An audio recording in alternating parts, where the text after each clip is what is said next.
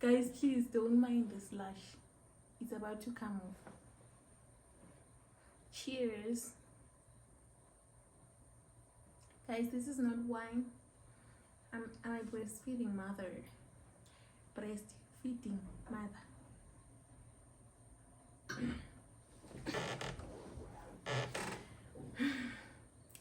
Story time on my birth and delivery. Postpartum. Let's get into it. Okay, guys. So, as you all know, for a woman to give birth, they would have gotten pregnant. And yes, I did get pregnant. So guys, what happened is that my husband and I were not serious at all about any of this, because like we're first time parents, and we were so relaxed. We had not yet registered for any hospital. We had not yet brought preparation for the baby, you know. So what happened is that I only went for 2 scans. The first scan was 6 weeks, you know, just confirming that I was pregnant. And then the second scan was it was 18 weeks to confirm the gender of the baby. You know, guys, I had always wanted to have a gender reveal party by that time. You know, most people say that when a woman is pregnant, you know, like that's when troubles are, you know, there. By the time you give birth, you know, things start to, like, you guys become so fruitful, you know. Yeah. So we didn't have a lot of money for that. Okay, so back to the story. So it's like, guys, I was 37 weeks pregnant, and I was like having labor signs. It was like a false labor, you know, false labor. So I thought like I was in labor. So I like informed my family members that I'm in pain or whatever. So we were told to go to the clinic immediately, because people were so scared, because we're not serious, guys. We had not yet registered at 37 weeks. 37 weeks is like 7-8 months. 37 weeks is like 8 to 9 months. I'm not sure, but it was close, guys, because I was left with like, was it 3 weeks to give birth. So guys, you know, when you go for scans in different places, you are given like different delivery dates. That's what happened. I had 2 delivery dates. The first date was 5 March, the second one was 9 March. So the first week of March, you know, I was so prepared, guys. I was even like, you know, the time we bought our preparation, you know, guys, those clothes are so cute. They're so small, they're so cute. So I kept on like folding them again and again, repacking my bag, my hospital bag, you know. It was so exciting. I would iron my baby's clothes and stuff like that. It was so nice, you know. So what happened is that everything was done. I had packed everything, you know. Everything was like on standby, just in case. So at that time, first week of March 1, there was nothing. March 2, because you know what's the other thing that I was doing, I would do like the mouse circuit exercise for me to get in labor fast. It's quite effective. And then I also would eat pineapples so that my water breaks fast. But guys, it was that first week was so stressful, because there were no signs, you know, not the first week as such. So 5 March passed, my first delivery date, and there was nothing, no sign of labor, just abdominal pains, you know. So after that, guys, I skipped a part. So we decided to go to register at a public clinic. You know, when you arrived there, I was in pain, guys. I thought I was about to give birth. So the nurses noticed that, and they called me and they said, have you registered? And I was like, no. And they started scolding us, hey, why didn't you register? You know, the nurses, they think they know everything. I will. So the nurse was like, lie on the bed. Guys, I did. And then I saw her wearing her gloves. And then she put her hand in me, guys. In me. Guys, I've never screamed like that. Do you know what those nurses said? They said, ha, she's screaming now. Are you going to give birth? Guys, why that hand was painful, shame. And then after that, they noticed that the baby is not anywhere close. Then we registered, and then we went back home, back to the story that I was telling you. So 5 March passed, and then it was on 7 March, guys, 7 March, I'll never forget that day. 7 March in the morning, I woke up, I was doing fine, but I was having back pain, abdominal pain. I didn't know that those were contractions, but they were mild, you know. So I went to bath around 3 in the afternoon, and you know what, guys, when I bathed, I noticed that slimy things were coming off. Those are called what is it called, that thing, guys, that protects the baby from falling out or whatever. I forgot those terms, but those things were coming out. Those slimy bloody things were coming out. So I didn't panic because, you know, I was a TikTok girly. I was always on TikTok researching about this pregnancy, you know, so I knew that I was safe. I didn't panic, but I spoke to the nurse at the public hospital that I was giving birth to. Lucky enough, I had people that I knew there, you know. So my husband came around 7 in the evening, and he asked me to cook for him, and I did, guys. That's when the pain started. But you know, people tell you that when you're in labor, you're going to be so much pain. So I thought that the pain was going to increase gradually, so we didn't rush to the hospital. We like waited, you know, because I didn't want to go there and be kept at the hospital only to give birth after 3 days. That's what I wanted to avoid. So we waited, but the nurse kept on calling me, telling me to come to the hospital, but I didn't want to go, guys. I was so scared, you know. So after I was done cooking, at that time, I thank God, because I didn't eat anything. I was not hungry. I didn't even have appetite. So my husband is the only one that ate. Then we went to sleep, guys.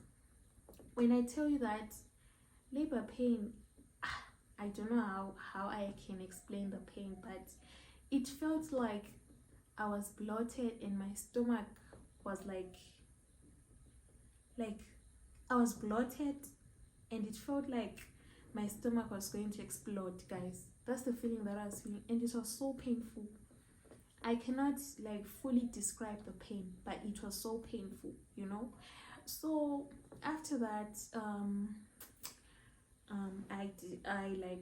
I couldn't sleep, guys. I couldn't sleep. The bed was annoying me. I was going to the toilet up and down, you know, to poop, but nothing was coming out, guys. I like cleared my stomach because the contractions started around 7, but they were mild. But from 12 midnight, it was hell, guys. It was hell. It was so painful, guys. I cannot even explain it, but it was so painful because I remember I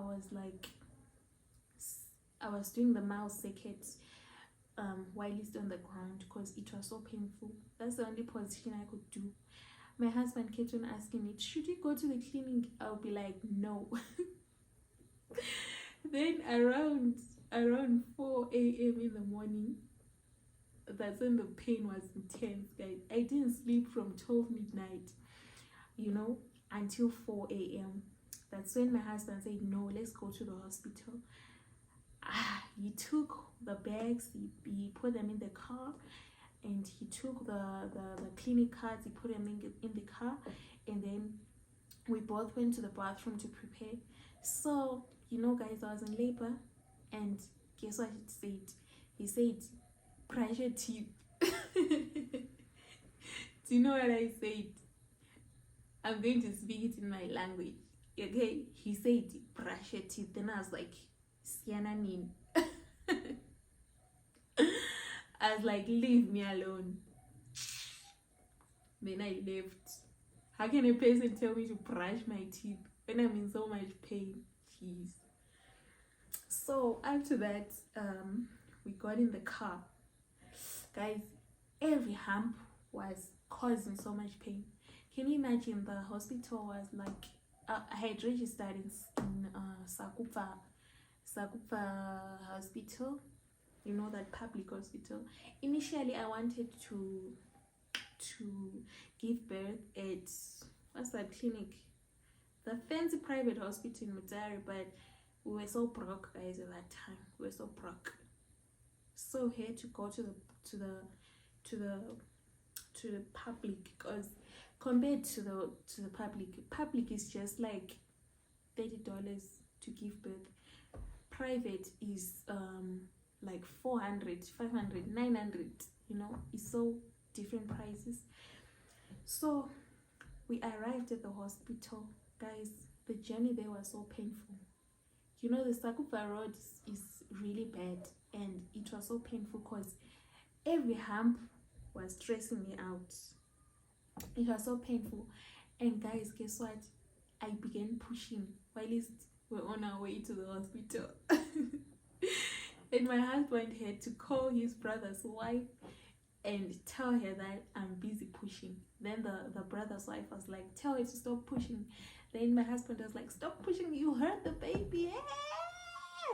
Guys, you know what? People don't understand that when that moment comes of when you're about to give birth, when you start pushing the baby, it's not your fault. It happens on its own. Like, it's a force that happens on its own. You start pushing the baby because the baby wants to come. I was like,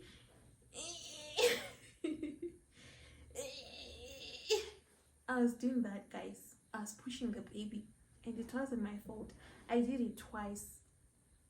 And then the minute the doctor and the nurses came to take me from the car, my water broke at that moment. Like, the seat that I was sitting on, it was so bloody.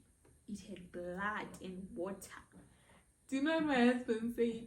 On my car seat. Like, he was so nervous, you know. He didn't know what else to say. The doctors are nice, guys, when they're coming to take you. But when you arrived in their territory, sorry guys, English. But when you arrive in their territory, it's something else here.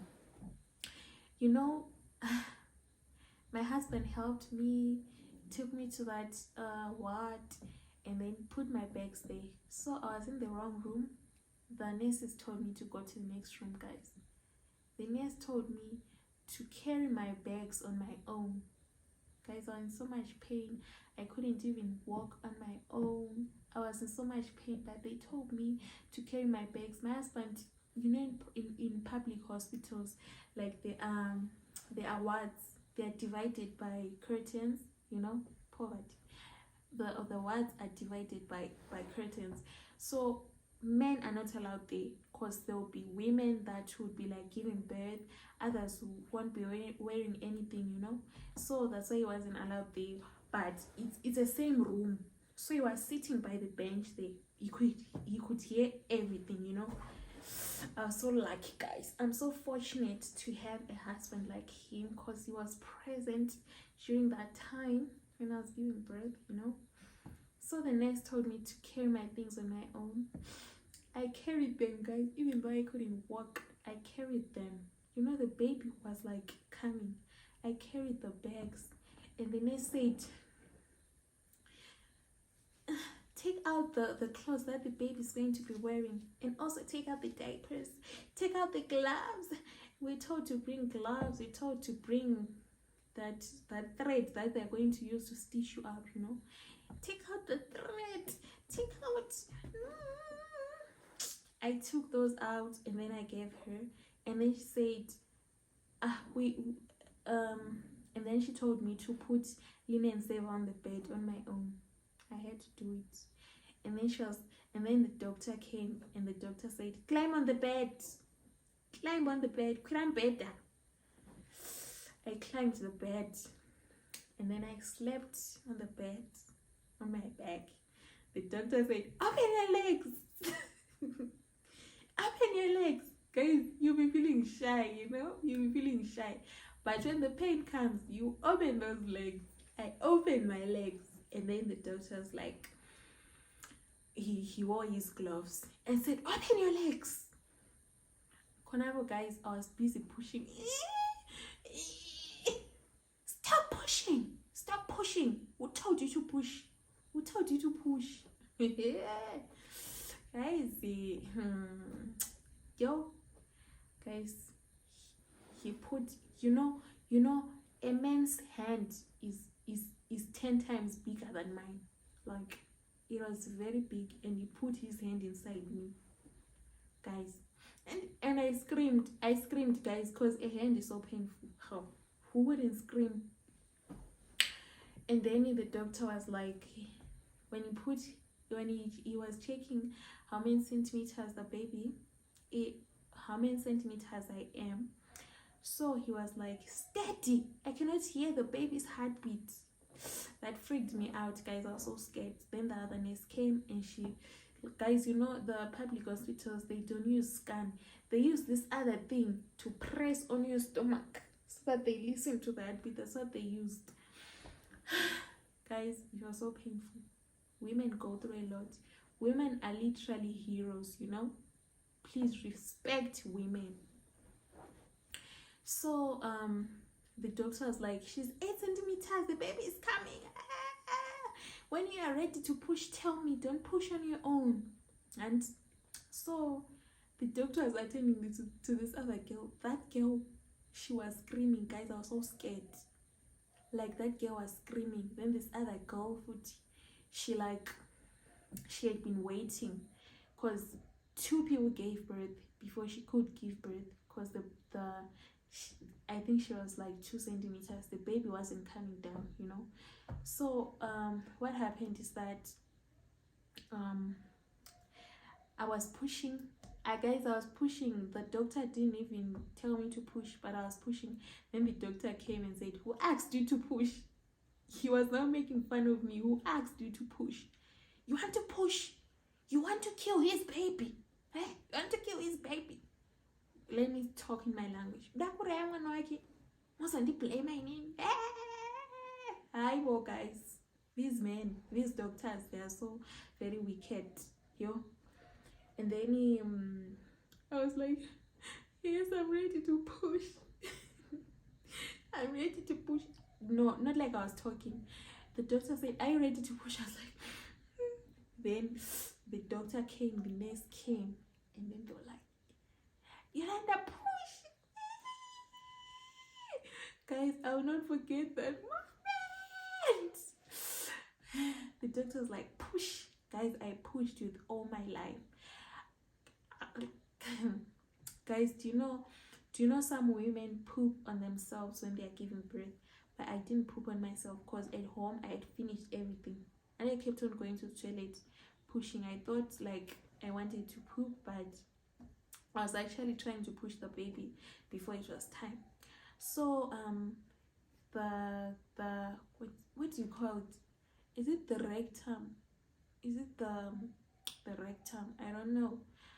That part where the poop comes out, that piece, it was now swollen from pushing, guys. Because when you are giving birth, you use the same muscles to push. Guys, English. The same muscles you use to push poop are the same muscles you use to push a baby. So guys, you can imagine that I wasn't pooping on myself, but the pulse, that part, that is it the rectum, guys? I don't remember the name of that part, but I ended up having pulse because I was pushing, but nothing was coming out. at that place, you know. Guys, I pushed with all my life, and then the head was painful. The doctor told me to like hold my legs and push. Guys, I didn't hold my legs. I had to hold the doctor's hand and push, and the doctor laughed at me and said, "You're touching me, touch your legs." And then the shoulders, guys, I think the shoulders were too big, so the doctor was like, "Okay, Yolanda, I'm cutting you now." Did he even wait for me to give him permission to cut me? He didn't. He cut me with a razor, that surgical razor blade. He cut me open, and then the baby came out. At that point, I was no longer in pain, because what's the point? And then he threw the baby on me, guys. It was so scary, carrying a human being. The baby will be slimy soon. He'll be slimy. And then the baby started crying, and then the doctor was like, what gender is your baby? Then I was like, it's a girl. Then the doctor said, who told you? Then I was like, it's the scan. And then the doctor was like, the nurse took the baby, and then they cleaned her up and wrapped her in blankets, you know, baby. And then they removed the placenta. It wasn't painful. I hear some women saying removing placenta is painful. It wasn't painful. And then, guys, can you believe that my stomach went flat? It's like everything had come out. I felt so free, guys. I felt so free. And then they wrapped the baby, and then they took the baby to the dad. You know, it was such a sweet moment, because the baby was crying. Okay, the baby was crying, and the dad was like, "Shh, baby, shh, baby." And then the doctor, as if I hadn't gone through a lot of pain, the doctor was like, "Okay, we are now going to stitch you up." Guys, stitching me down there is a part where they stitched me, but they didn't inject me that chiwewe injection. What's it called? The anesthesia. I forgot the name. Is it anesthesia? I may know. But this other part where they cut me with a razor, they injected anesthesia. I couldn't feel anything. Then after that, they said, okay, public hospitals, guys, they are the worst. I wouldn't recommend them to anyone, because after they finished, my husband wanted to help me to take me to my bed, but you know what they said? No family members allowed. It's not yet lunch hour, so I had to go on my own, guys, carrying my baby one hand, and then carrying the bags on the other hand. On the other side, guys, I was having stitches. The other side, guys, I was bleeding. I was literally feeling dizzy because I was so hungry, you know. So I was feeling powerless, guys. So when we arrived at the maternity ward, there were a lot of women, guys. The women that had given birth yesterday, they're having their babies, and that room was full of women with babies, crying babies. And you know, guys, so there was no space. So there's me and this other girl. We didn't get a bed, so we're told to like sit down on mattresses. Can you imagine, guys? This was the worst day of my life. You know, I gave birth to my beautiful baby, but this was the worst day of my life, especially the way the after effects of giving birth, like sitting on the floor, guys, sitting on the floor while he's having stitches. The girl I sat with on the floor, like, guys, like she was walking on the ground, and you could literally see that she was bleeding, guys, you know. And then this other man came, a doctor came and said, how can you make these women sit down? They just gave birth. Share the beds. That's when he ended up sharing the beds. I was so tired, guys. I was feeling dizzy. Then this other doctor came. It's a nurse. A nurse came with porridge I went for that porridge because I was feeling dizzy. I was feeling very dizzy. And then the woman that I was sharing a bed with, she ended up going home. She was dismissed, and I ended up having the bed to myself, and I slept with my baby. It was so weird having a small baby besides you. Hi guys, I do not another baby, especially the part of giving birth and the after effect. Do you know they do inject you with anesthesia? Is it anesthesia? I don't know, so that you don't feel pain. But when it wears off, you are finished. I'm telling you, the stitches are so painful. I could literally feel that I was in so much pain. I was in so much pain. I had to tell the nurse that, please, may I have painkillers? Plus, I didn't want to sleep at the clinic. So my husband came to take me, and we went home on the second day. And then I didn't go to my house where I stay with my husband, but I went to my maternal home where they were taking care of me. Guys, this is a story for another day. The postpartum journey, the most difficult part. I would say the pregnancy part is better than the postpartum journey, because postpartum is painful, guys. Postpartum is painful. I'll not lie to you. So if you reach the end of this video, thank you so much. You're the best. But if guys, please subscribe to my channel. If you reach this part of the video, please subscribe to my channel, guys. I promise to post fun videos, you know, things like that. I'm really sorry that the last video couldn't get uploaded. I don't know what happened, you know. I don't understand. Guess I'll stop editing my videos using CapCut, because it like destroys my phone's quality. It also you know, it's slow, guys. It's slow. Could you please recommend applications for me to use to edit my videos, you know? And I'm praying that this video uploads because it's a fun video. So guys, I love you. Bye. Okay, wait. I love you. Bye. Cheers.